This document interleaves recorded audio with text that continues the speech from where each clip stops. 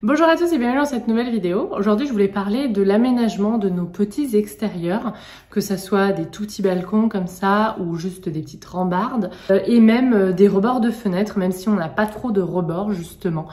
Voilà, je vais vous donner mes petits conseils et mes tips pour aménager et pour pouvoir ensuite amener un petit peu de verre sur nos petits extérieurs, gagner quelques petits mètres carrés chez nous parce que moi je vois vraiment ça comme un prolongement finalement de mon salon, de ma cuisine ou bien voilà, de mon séjour. J'espère que ça vous plaira.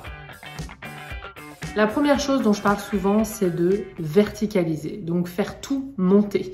Alors quand on a un petit balcon ou un grand balcon ou une rambarde, etc., c'est plus facile que sur des rebords de fenêtres. Verticaliser, c'est vraiment utiliser tout l'espace vertical, un petit peu comme chez nous. Moi, je vous parle souvent dans les petits espaces de verticaliser nos intérieurs en faisant cascader des plantes, en les suspendant, etc. C'est un petit peu pareil sur les petits espaces.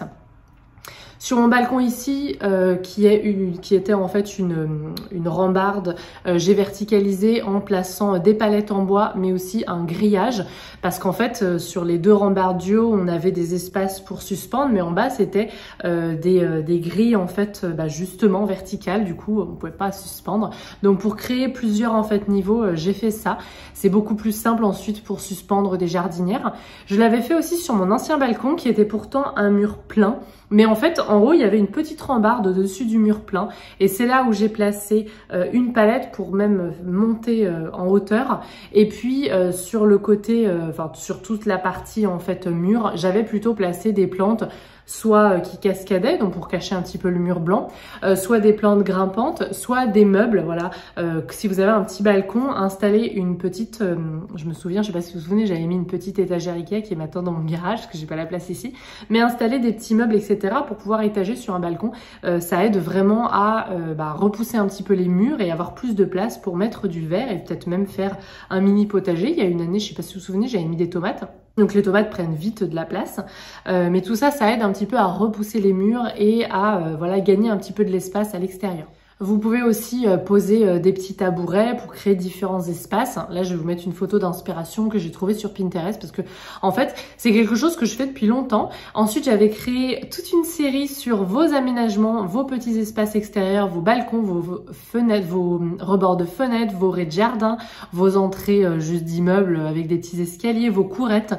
Je vous avais tout sélectionné, vous m'avez beaucoup inspiré. Et ensuite, dernièrement, je me suis dit, tiens, je vais aller regarder un petit peu ce qui se fait aussi sur Pinterest, qui a encore plein d'autres idées. Et ça, par exemple, vous voyez, c'est une idée où on peut mettre différents petits tabourets pour simplement les sortir sur l'extérieur, sur notre petite rambarde, pour créer différentes dimensions, différents espaces.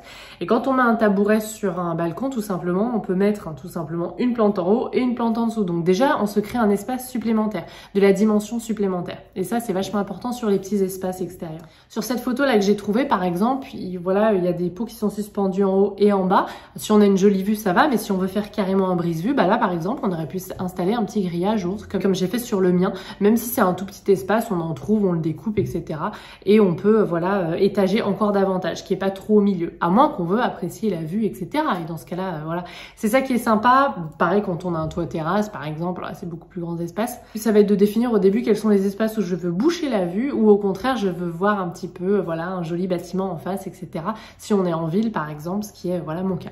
On peut aussi poser des grosses plantes ou des plantes quasiment grimpantes si là on veut cacher la vue vis-à-vis de en face, se faire un brise-vue. Si on a un petit espace, ça pose aussi pas de souci. Là par exemple, je vous montre une photo, c'est un énorme poté d'hortensia, mais ça pourrait être autre chose qui viendrait grimper sur la rambarde. Voilà, ça fonctionnerait aussi très très bien. Un lierre aussi pour en profiter toute l'année.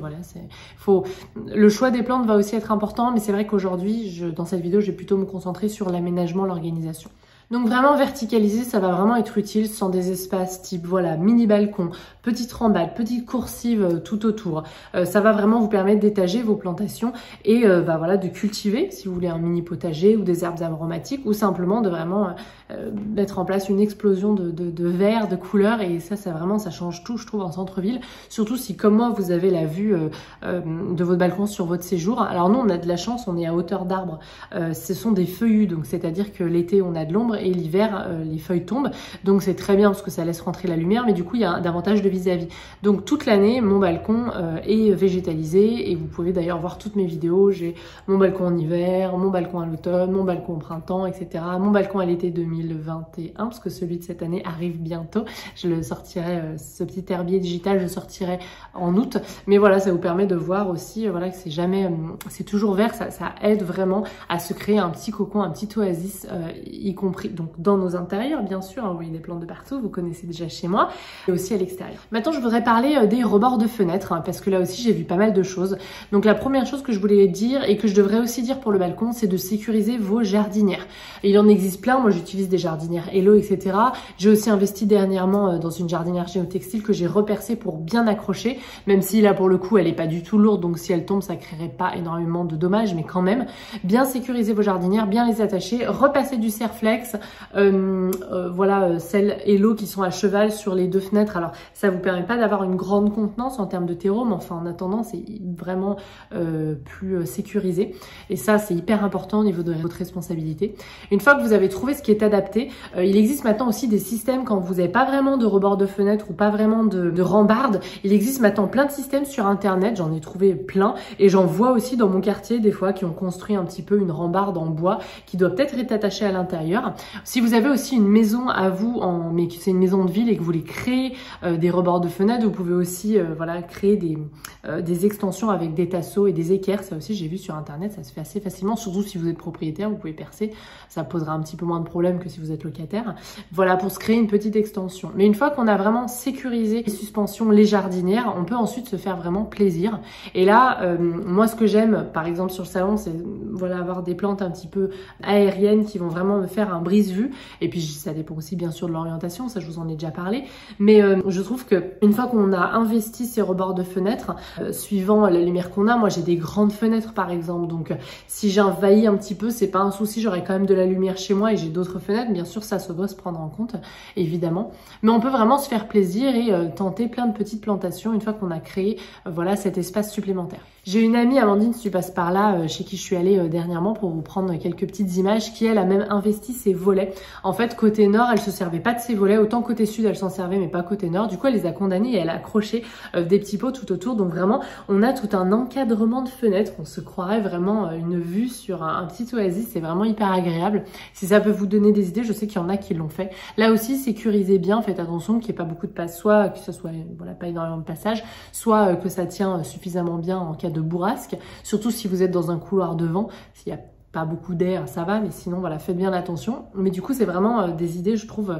J'avais vu aussi d'ailleurs une image sur Pinterest récemment qui reprenait un peu ce principe, et ça va vous permettre voilà, de partir en hauteur, de végétaliser en verticalisant, et à la fois comme c'est un petit peu sur les rebords, et la fenêtre est assez grande, ça ne lui prend pas trop de jour non plus, donc l'hiver elle a quand même de la lumière qui va rentrer chez elle, ça assombrit pas non plus la pièce, donc ça aussi faut bien sûr le prendre en compte.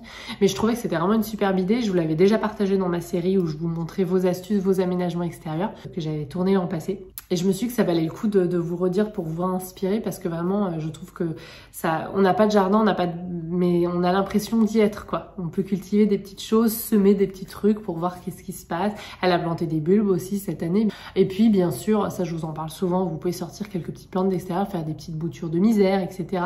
pour les sortir dehors si vous n'êtes pas plein sud ou plein ouest. Il n'y aura pas de problème de brûlure pour végétaliser un peu votre extérieur à moindre coût. Ça aussi je vous en parle régulièrement. Donc voilà pour mes petites astuces pour aménager l'extérieur. Si vous en avez d'autres, n'hésitez pas à les partager en commentaire. J'aimerais bien savoir voilà, comment vous avez réussi à sécuriser une jardinière qui voilà, se prêtait pas trop à l'endroit, etc. Et si ça vous a plu, n'hésitez pas à mettre un petit pouce en l'air, et je vous dis à la prochaine.